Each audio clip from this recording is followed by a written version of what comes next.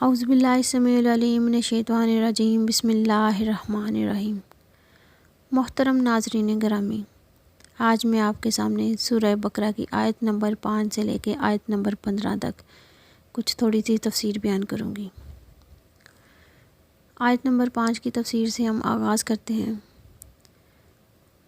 مذکورہ صفات رکھنے والے لوگ ہی راہ ہدایت پر چلنے والے ہیں۔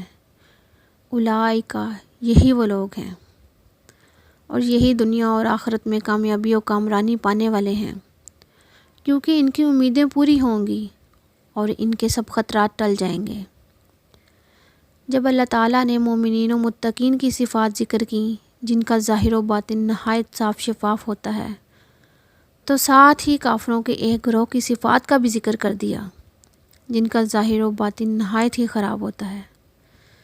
چنانچہ آیت نمبر 6 میں اللہ تعالیٰ نے فرمایا، جن لوگوں کے بارے میں ایمان نہ لانے کی وجہ سے اللہ کی بات ثابت ہو گئی، وہ اپنی گمراہی اور اسلام دشمنی پر ڈٹے ہوئے ہیں۔ آپ کا انہیں عذاب آخرت سے ڈرانا یا نہ ڈرانا برابر ہے۔ آپ چاہیں انہیں عذاب کے بارے میں کچھ بھی وعید سنا دیں، یہ لوگ نہیں ڈرنے والے۔ آیت نمبر 7 کی کچھ تفسیر یوں ہے، کیونکہ اللہ تعالیٰ نے ان لوگوں کے دلوں پر مہر لگا دی ہے اور ان کے دلوں میں موجود باطل سمیت انہیں بند کر دیا۔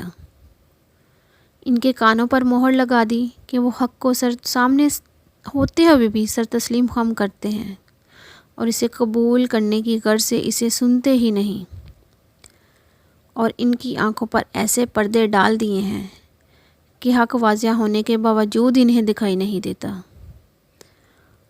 ان کے لیے آخرت میں بہت بڑا عذاب ہے۔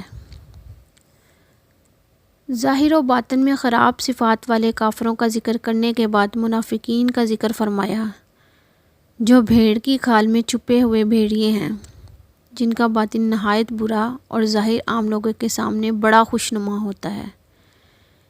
اس لیے اللہ تعالیٰ آیت نمبر 8 میں فرماتے ہیں، لوگوں کا ایک گروہ وہ ہے جو ایمان کا دعویٰ تو کرتا ہے، لیکن وہ یہ بات اپنے جان و مال کے بچاؤ کے لیے صرف اپنی زبانوں سے کہتے ہیں، جبکہ اندر سے وہ کافر ہی ہیں۔ آیت نمبر 9 کی تفسیر کچھ یوں ہے، دل میں کفر رکھ کر اور ایمان ظاہر کر کے وہ اپنی نادانی اور جہالت سے یہ اعتقاد رکھتے ہیں کہ یوں وہ اللہ تعالیٰ اور ایمان والوں کو دھوکہ دے رہے ہیں، حالانکہ حقیقت میں وہ صرف خود فریبی کا شکار ہیں، اور انہیں اس کا شعور بھی نہیں کہ وہ خود فریبی کا شکار ہیں۔ وہ صرف خود کو دھوکہ دے رہے ہیں۔ انہیں لگتا ہے وہ دنیا کو یا اللہ کو دھوکہ دے رہے ہیں، نہیں، وہ صرف خود کو دھوکہ دے رہے ہیں، کیونکہ اللہ تعالیٰ پوشیدہ بلکہ مخفی تر باتوں کو بھی جانتا ہے۔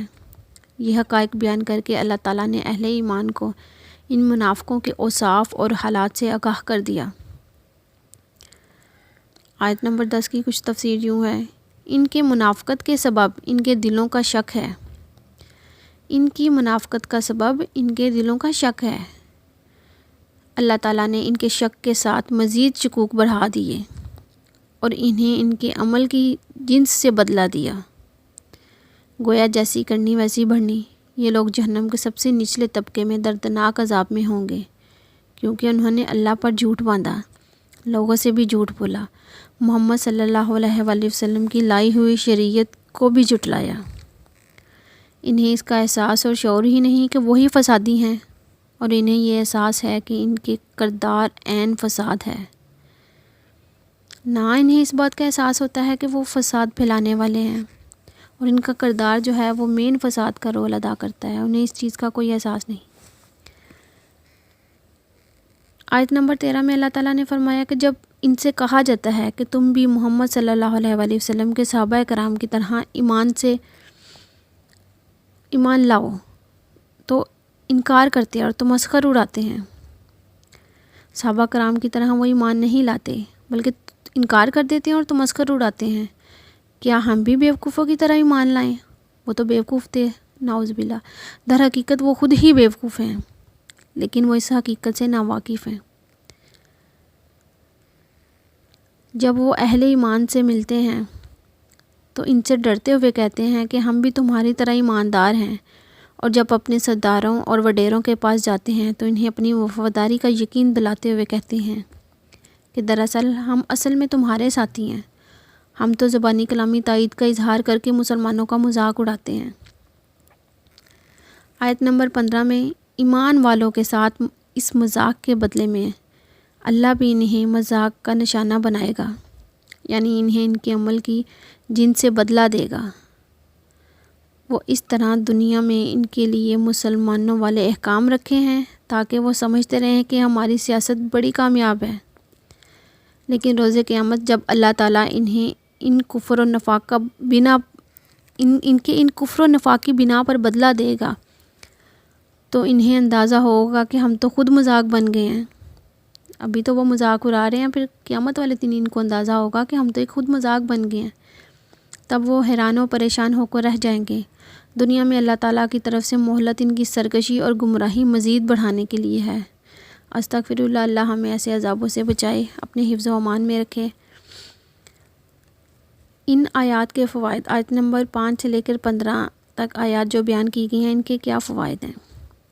اللہ تعالیٰ پر ایمان اور نیک و اعمال سے دنیا میں ہدایت اور خیر کی توفیق ہی نصیب ہوتی ہے۔ جب اللہ تعالیٰ پر ایمان ہوگا، نیک اعمال ہوں گے تو پھر دنیا میں ہدایت اور خیر کی توفیق نصیب ہوگی اور آخرت میں کامیابی و کامرانی ملے گی۔ احکام الہی کو جھٹلانے اور اہل ایمان سے بغض و عناد رکھنے کی وجہ سے اللہ تعالیٰ جن کے دلوں پر مہر لگا دے، ان کے لیے بڑے بڑے معجزے بھی فائدہ نہیں دیتے۔ ظالموں اور جھٹلانے والوں کے لیے اللہ تعالیٰ کی طرف سے مہلت ہے، کسی غفلت یا ان کے مقابلے میں بے بسی کی وجہ سے ہرگز نہیں ہوتی، بلکہ اس کا مقصد ان کی سرکشی کو بڑھا کر انہیں بڑی سزا دینا ہوتا ہے۔ اللہ تعالیٰ ہمیں سب کو اپنے ایمان پر چلائے، ہمارے دل، ہمارے دماغ، ہماری روح سب ایمان والے ہوں۔ آمین۔ جزاکم اللہ خیرہ۔